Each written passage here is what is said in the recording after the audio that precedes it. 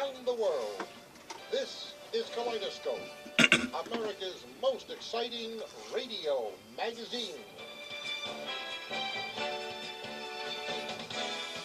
Stay tuned for more.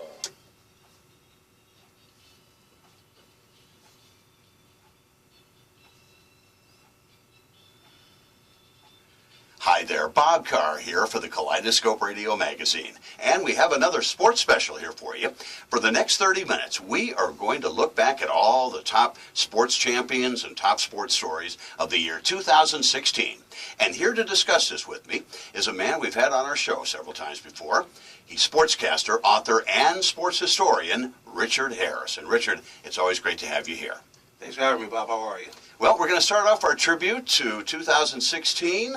And we're going to be talking about the year in baseball. And Cubs win! Cubs win! First World Series title since 1908. Great year for the Cubs. I think that they are set for a little bit of a dynastic run. Unbelievable World Series. Cleveland gave them all they could handle. Game 7, I could have sworn that last ball hit that Bryant slip when he threw it to first base. I thought it was going into the bleachers, but great catch by Rizzo, and they're the champs. How about that? A great Game 7, rain delay and all, and the most watched in 25 years.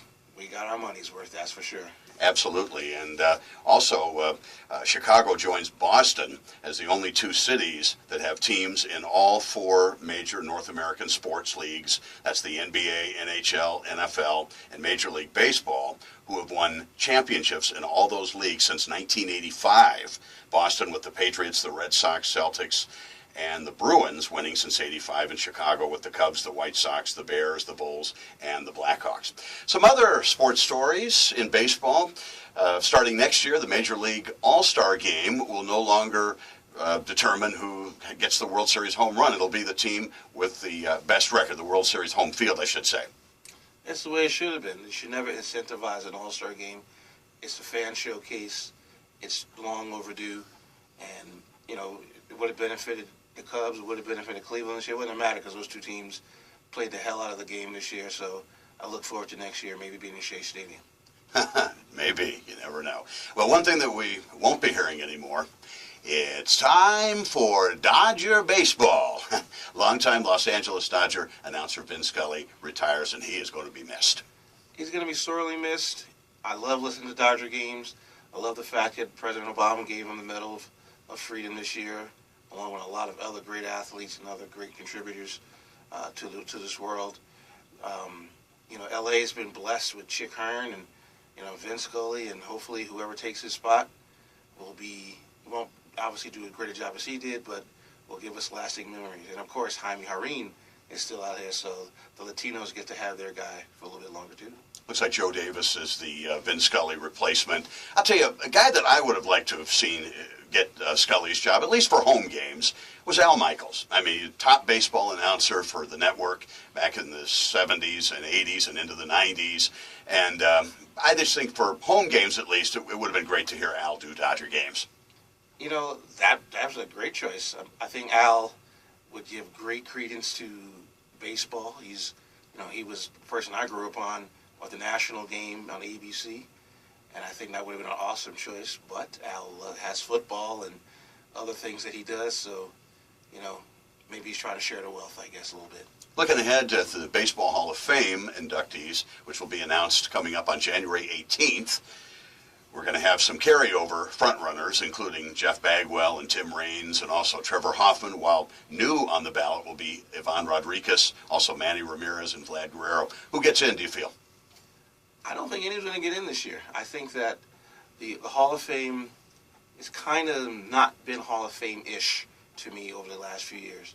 I mean, making Piazza wait last year was ridiculous. I think the players that are on this list are all great all-star players.